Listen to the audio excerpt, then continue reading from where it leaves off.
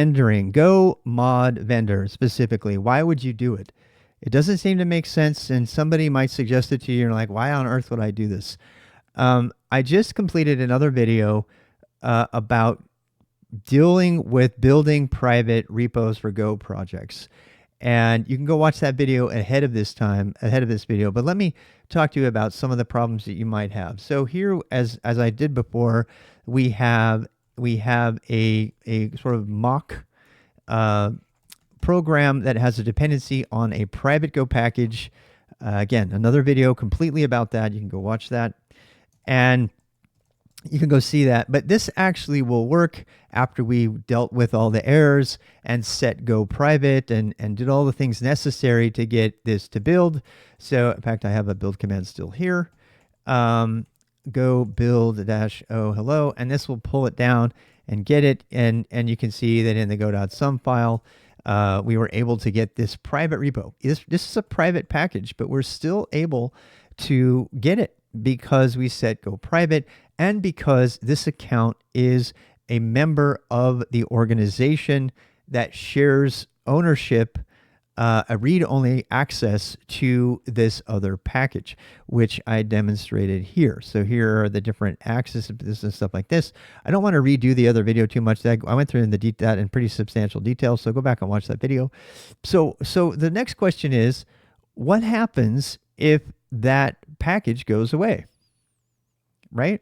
So there's actually two reasons to do Go vendoring, and I'm going to get into what Go vendoring fixes before we get into it, okay? Because I have not been a fan of vendoring my whole life. I've been like, what is vendoring? Let's talk about what vendoring is in the first place. And I'm just going to run it, and you're going to see what it does, and then we're going to talk about how that matches the definition of vendoring. So very simply, rather than having a go.sum file here, actually, I think, let's try that. Let's just remove the go.sum file and see what happens. We remove the go.sum file. Let's actually modify our go mod file. So now we don't have anything. Now, can I build? I probably can't, right? If I do a go build, it's not going to work anymore because it needs the module, right? Well, let's actually vendor the dependencies. So let's do go mod vendor. We're going to do go mod vendor. And it's like, oh, okay, this imports this, no module provides it. Try it by adding go get. So the first thing you can't vendor a thing until you've tried to get it the first time. When you do a go get, this is important that you understand this. When you do a go get, it updates the module cache, which is this mysterious thing that lives in a place you can never remember on your system, and that contains not only the source code for the module that you have gotten, but also all of the, its compiled form and everything. So it makes it much easier to use when you're doing your building because Go, as you know, uses static linking, which just stuffs everything all in a big binary. So you still have to do the go get. And if you have the errors that I encountered, I made a whole video about the possible errors you can get from go get. There are many of them, and they are very weird. You don't even know what's causing them a lot of times. So please make sure you watch that video. But once you get past those problems, you can go ahead and you get the successful usage of the thing. Now, if you're not using Vim, you might be using a tool that automatically attempts to download these things, even when you're editing, and that's all well and good, but chances are you're going to have to do go get at some point, and go get -u, which automatically updates the latest version, which is not done unless you explicitly do it for obvious security reasons, right? But there's actually something better than go get -u, and what that is vendoring. So now that our I can actually do a build here, I can prove it. You can see there's my go build. It built really fast because the module cache has already been downloaded and updated. But what happens if the project on which this project depends goes away?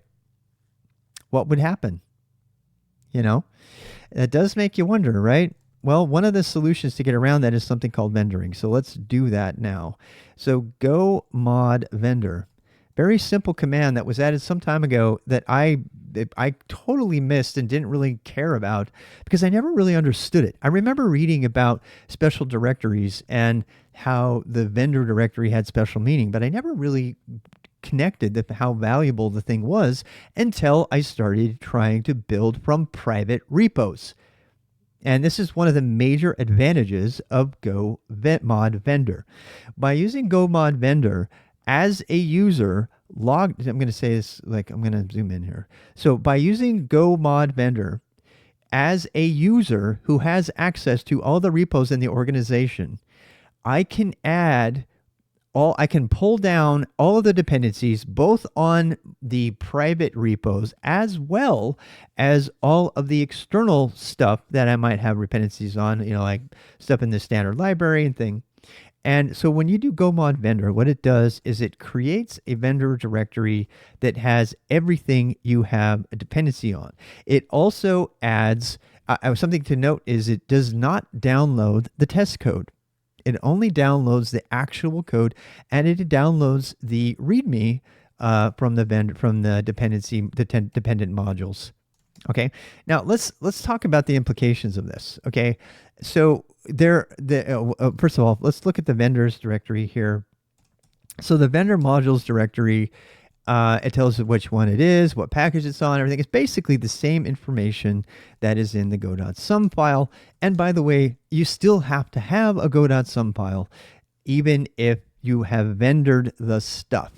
In fact, I think, let's try this. I don't think I can build it without that with vendor. I'm trying to see if Go will still do the build without the go.sum file. This will be interesting.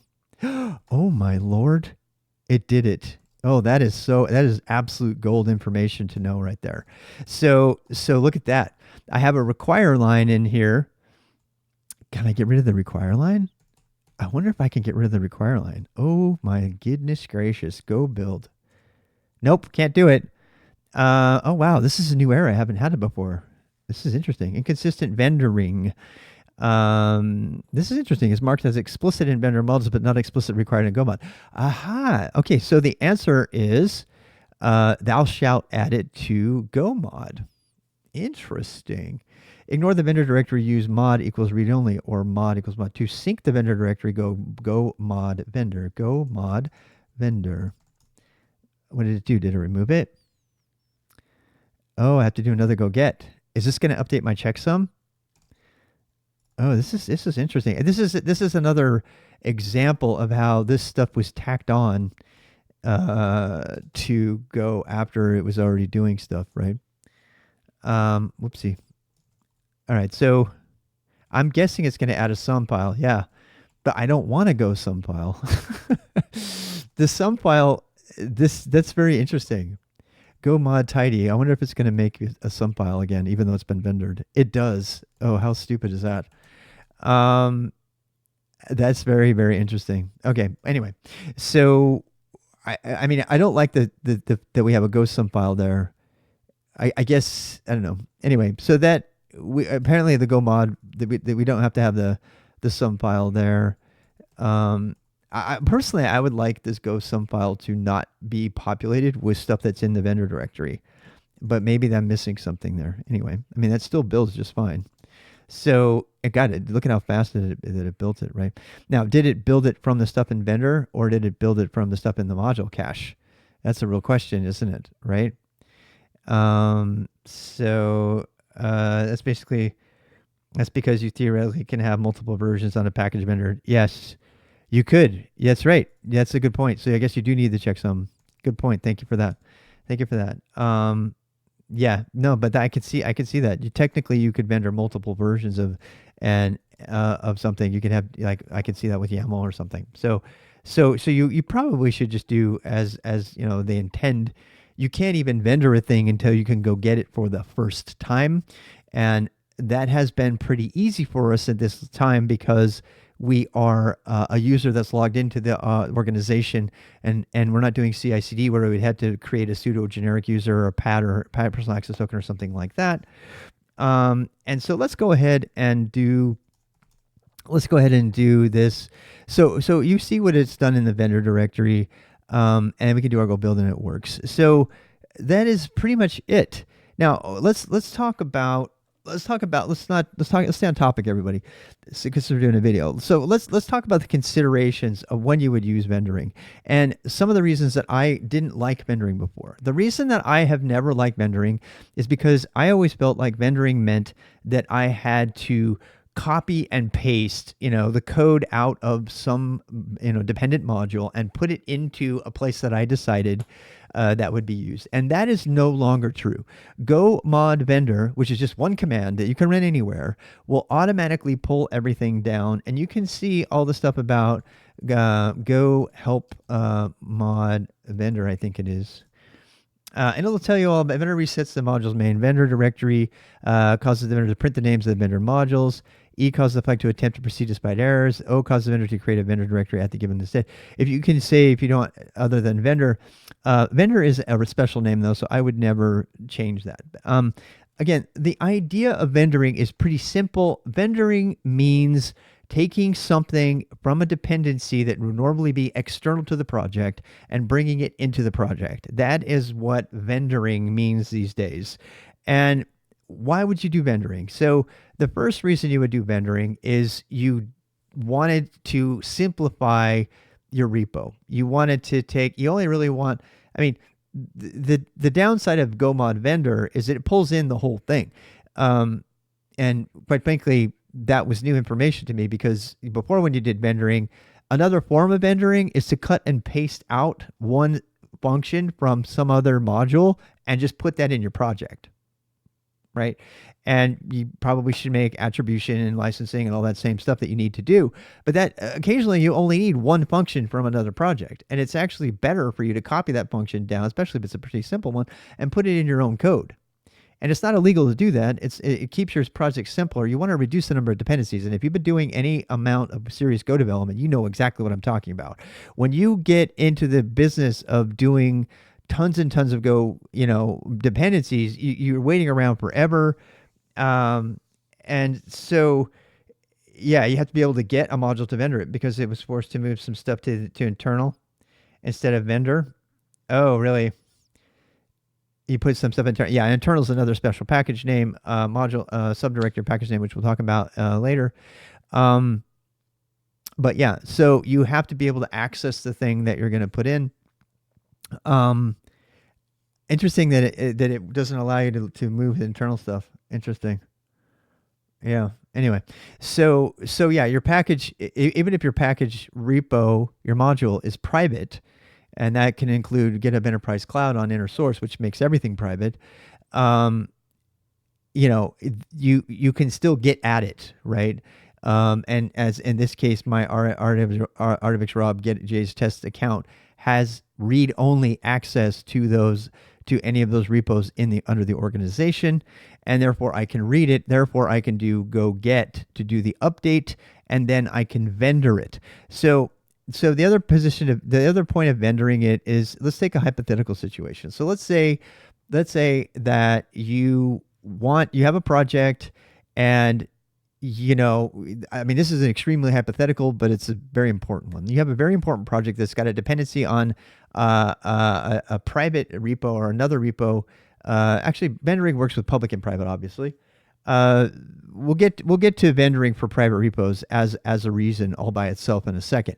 So let's just talk about the other major reason for doing vendoring. What happens if the dependency goes away? Right? And you might think, well, I've already got it in my stuff and everything. If you don't vendor it, you don't have a copy of the code. And unless you're doing some crazy proxying of the Git repos or something like that, let's take a very real scenario, okay? Let's say that you have a dependency on, and believe me, this has happened. Let's say you have a dependency on an external library that is discovered to have a really glaring, horrible security bug, right? And let's say it's so embarrassing for the organization that you are dependent on that they drop it. They get rid of it. They go private. It goes dark, and you don't have access to the thing anymore. And your project now no longer has access to the source code that was used to build it. think about, I really want to pause for that to sink in for a second. If you are on a huge project and you have a dependency on a public repo or private repo that is completely organized and maintained by somebody else, and for whatever reason they stop publishing that package, you're screwed. I mean, you're really screwed, because even though you may have built with the last cache version, when you go to try to build again, you're out of luck. And that module cache that we talked about, that only lives on your specific machine for the time that you were building it. And if that were to happen, I can almost guarantee you there's going to be a lot of really panicked developers diving into their cache, looking for the source file so they can create their own vendored solution or replacements for the package that's now unsupported and unavailable. That is a very real risk to a project. And it is one of the main reasons that you should be very, very, very, very careful about adding dependencies to any other project ever. It has some experience with C dependency management to implement it by yourself. Yeah, because that kind of thing, you think it's unlikely to happen, but it's a very real thing. Another likely scenario, let's say somebody has a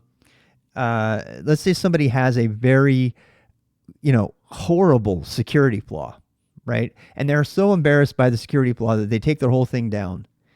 And you now have the security vulnerability. And maybe for security reasons or maybe just shame reasons, they don't want to say how bad it was. And then your project pulls up in a security audit as having a vulnerability for whatever reason, right? And then you're trying to trace where the vulnerability came from, and you're looking through your own dependency tree, right?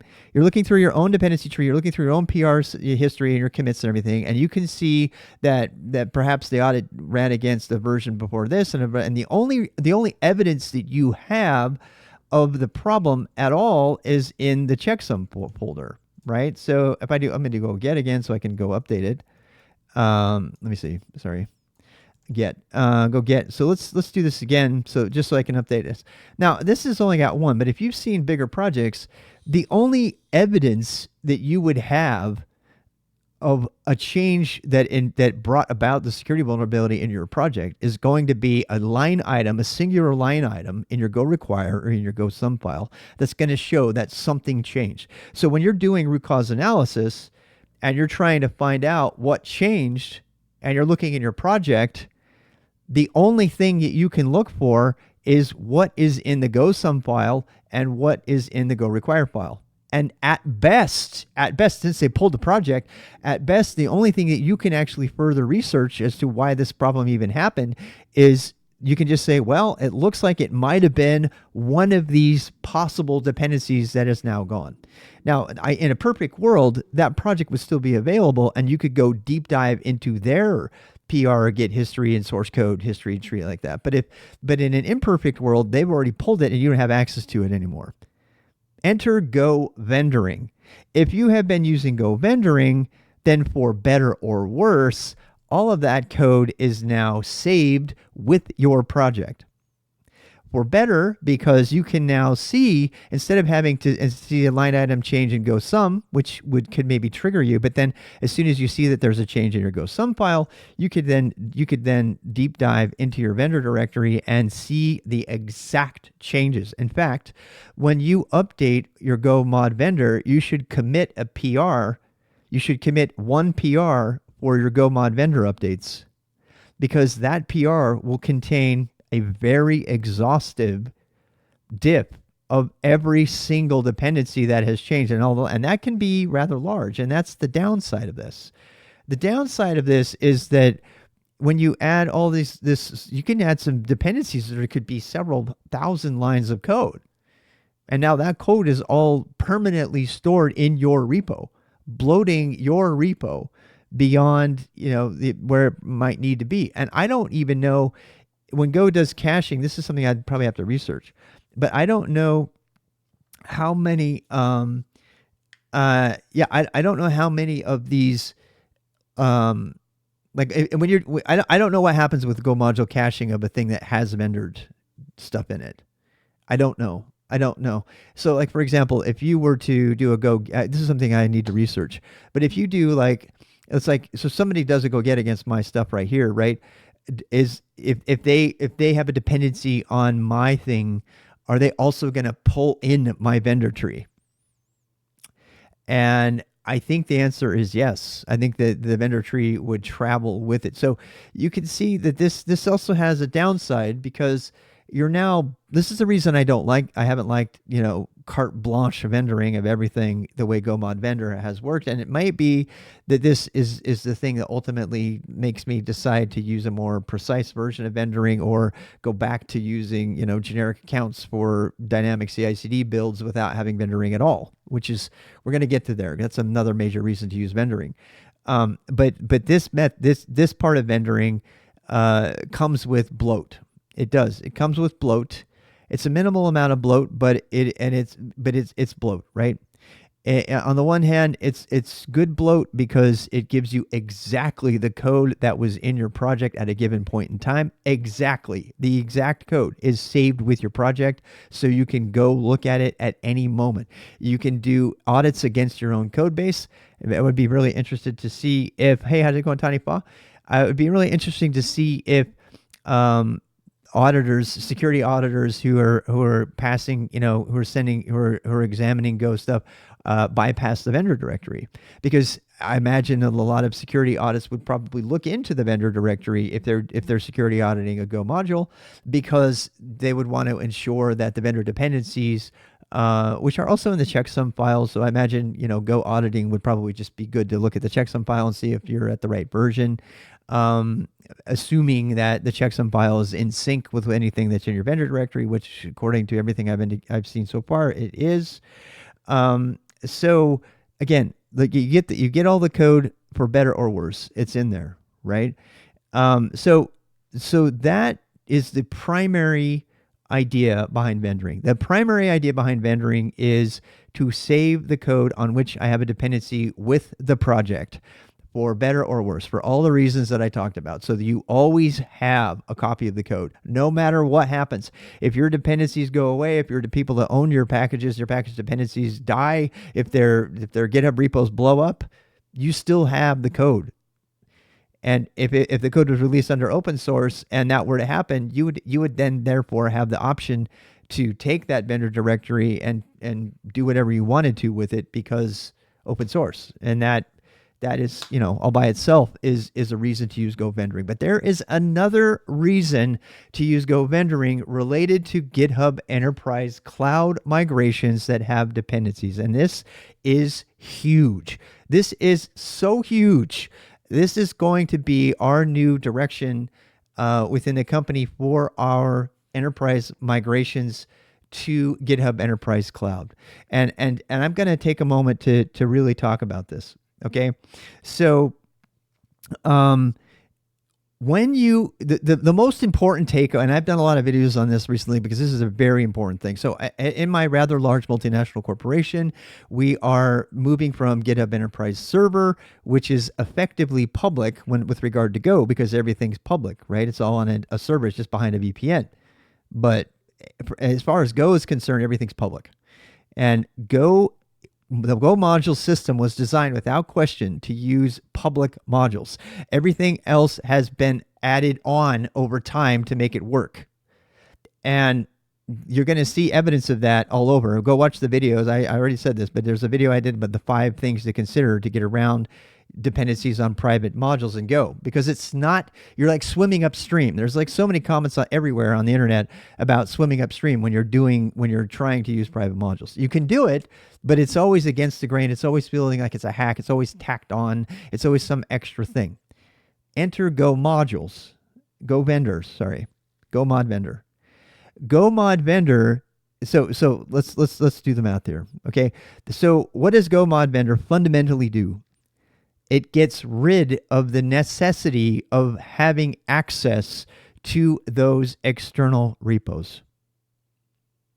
So let's paint the picture here, right? You've got your tool, you got your internal tool, and you have another library. You want to break out some of your code into a centralized library. So then you have a dependency on this internal library, right?